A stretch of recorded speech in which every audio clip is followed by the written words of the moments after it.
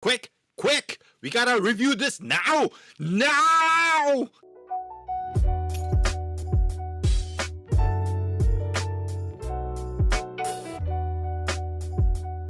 Why? Well, my brother gave me this sample, and the sample broke. Now it's leaking. It's evaporating.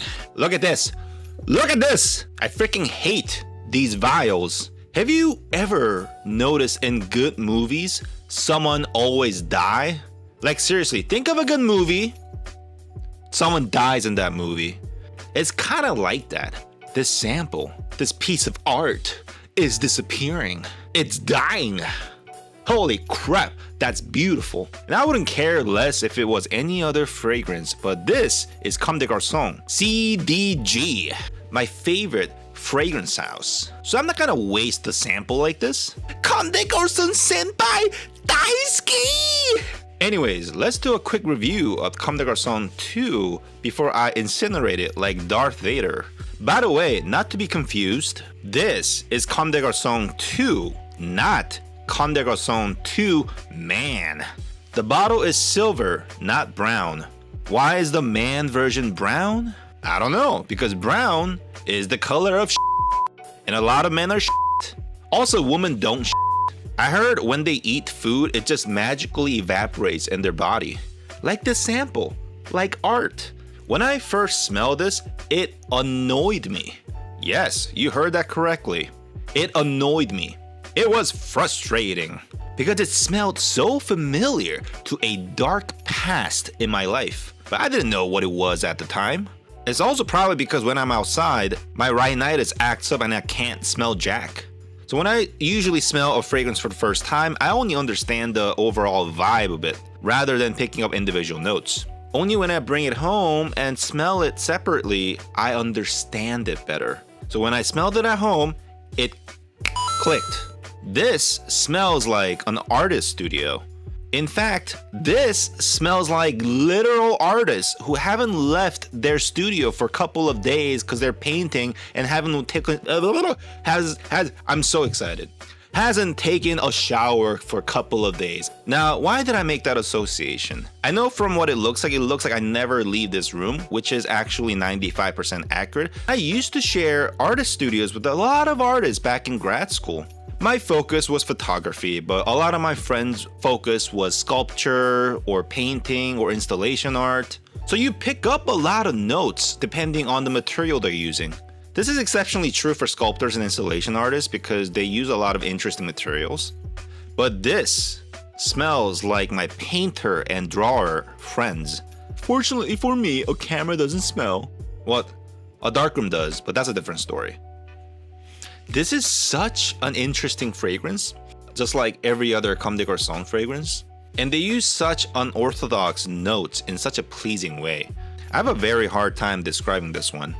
But the notes that really reminded me of an artist studio is none other than the ink note and the incense and the tea and the mate and the bay leaf note. Have you ever wondered what a painter does the whole day?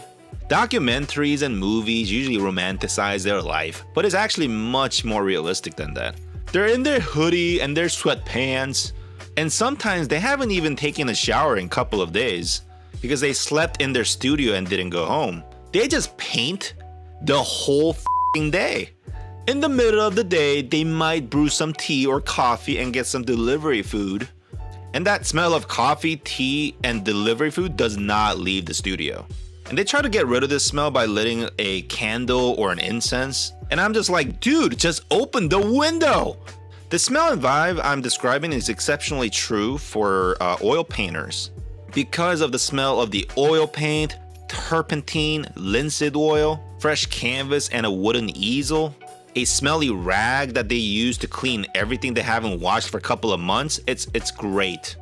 These are all things that an oil painter uses. Honestly, there's only one brand that smells more accurate of an artist or an artist studio, and that is Dias and Durga. Because Dias and Durga uses that rancid, turpentine, and wood smell so well. If you haven't go smell Bowmakers, it's gonna blow your mind. In actuality, Comme des Garçons 2 is based on an ink called Sumi ink in Japanese and Mok in Korean, which is traditionally used for calligraphy and Eastern art. They were imagining this to be made in a temple in Japan, where you can smell the wood and incense. As I said, Comme des Garçons has such unique fragrances that uses such unorthodox notes, but to me, their most iconic note are the incense note. They do have an entire line of incense fragrances which I adore, and the incense definitely plays a role here, but it's so well balanced with other notes. It's surprisingly fresh in the opening because of the aldehydes and mandarin and orange.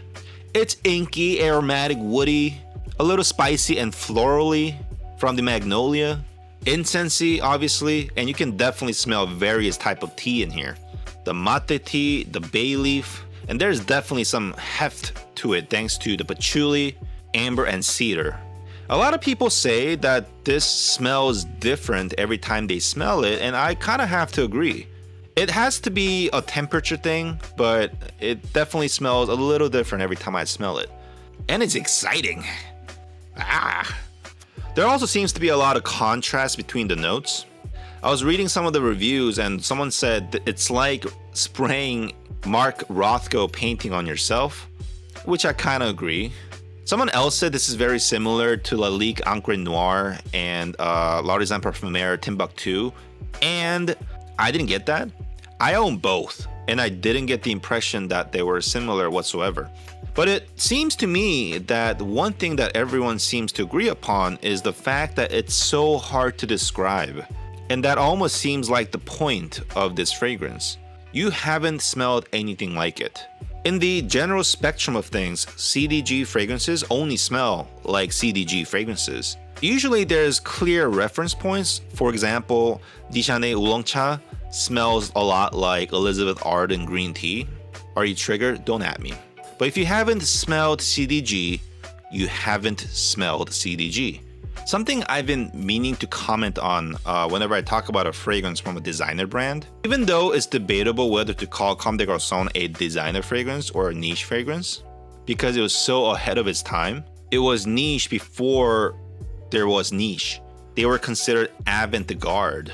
And what I'm about to say is specifically targeting American and British reviewers, and not Asian or European fragrance reviewers, because fashion is embedded in their lifestyle more than they like to admit. More often than not, there is a disconnect between the brand identity of the fragrance and the fashion brand, because these fragrance reviewers don't know anything about fashion, and I find that kind of unfortunate, because you miss a lot of context if you don't.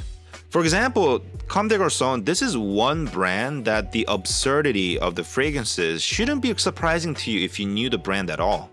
And of course, when I say Comme des Garçons as a brand, I don't mean the play line, where there's that heart on a Converse, there was a fad at one point. I mean the lines that people like Rei Kawakubo, Junya Watanabe, Kurihara Dao, Kanyu Fumito, Kei Ninomiya, etc. that worked on, the brand. Then again, what am I saying? I can't even afford the play line. Anyways, Comme des Garçons 2 is great. Great! Do you have Comme des Garçons 2? Are you familiar with the brand? Do you want to get it? Do you want to smell like an artist that hasn't washed for a couple of days? Let me know in the comments. And I'll see you in the next episode. Bye!